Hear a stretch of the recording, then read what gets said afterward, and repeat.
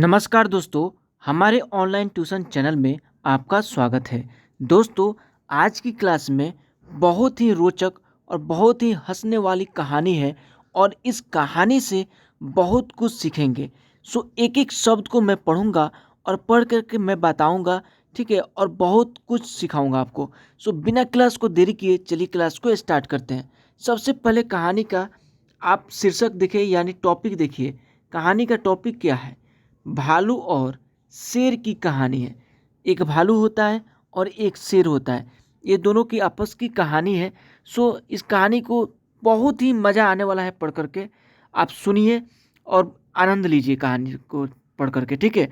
अगर चैनल पे मेरे नए हैं तो चैनल को ज़रूर सब्सक्राइब कर दीजिएगा, बेल आइकन दबा दीजिएगा ताकि रोज़ का क्लास आपको मिलता रहेगा। बिना क्लास को देरी किए चलिए क्लास को स्टार्ट करते हैं, ठीक है। एक शहर में एक चिड़ियाघर था।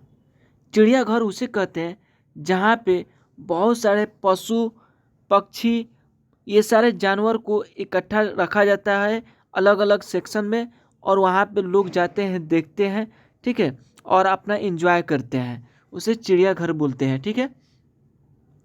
उस चिड़ियाघर में एक भालू, एक शेर रहते थे।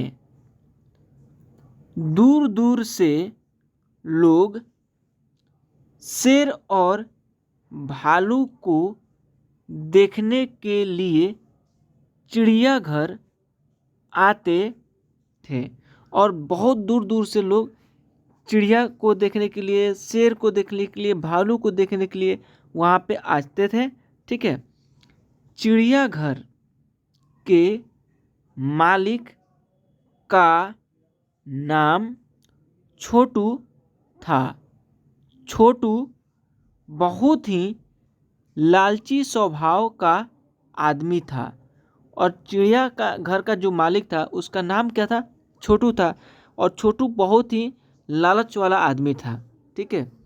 वह चिड़ियाघर में आने वाले हर व्यक्ति से एंट्री फीस लेता था, जिससे वह चिड़ियाघर से मोटी कमाई करता था। एक दिन की बात है, भालू बीमार हो गया। छोटू ने भालू का इलाज कराया, किंतु वह भालू को नहीं बचा सका। छोटू ने भालू को इलाज कराया लेकिन छोटू को बचा नहीं सका। अब छोटू बहुत परेशान था, क्योंकि भालू के मर जाने के कारण चिड़ियाघर में आने वाले लोगों की संख्या में तेजी से कमी। और छोटू है सो बहुत परेशान हो जाता है, क्योंकि चिड़ियाघर में लोग बहुत कम आने लगे चिड़ियाघर में, ठीक है, क्योंकि टिकट नहीं बिकता था, तो यह बहुत परेशान होने लगा। आ रही थी। छोटू ने सोचा कि अगर ऐसा ही चलता रहा तो एक दिन उसका चिड़ियाघर ही बंद हो जाएगा।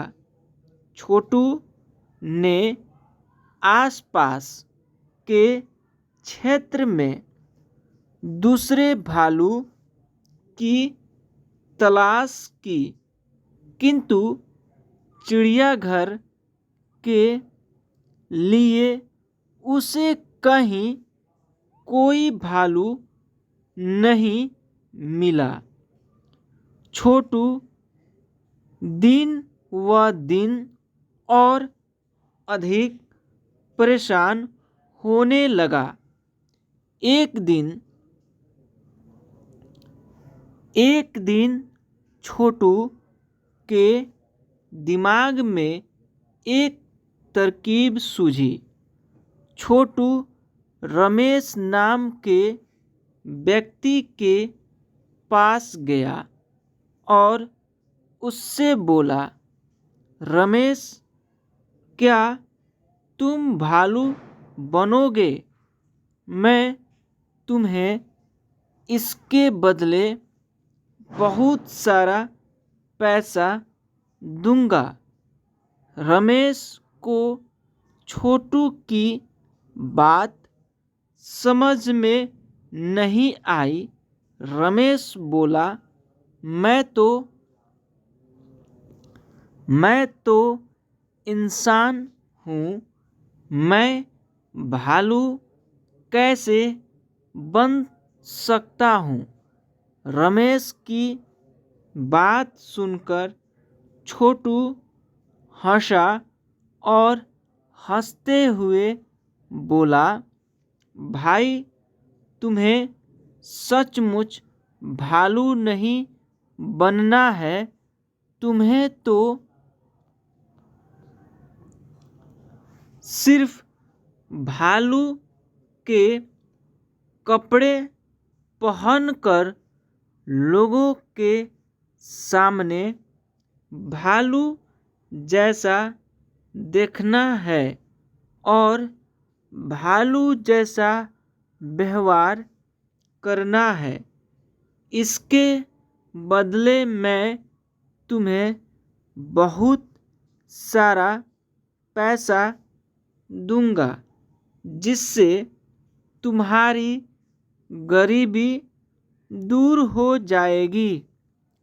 पैसों के लालच में रमेश छोटू की बातों में आ गया और पैसा के लालच में रमेश से जो छोटू के बात में आ जाता है और यह स्वीकार कर लेता है कि हाँ, मैं भालू बनूंगा और भालू बनने के लिए तैयार हो गया।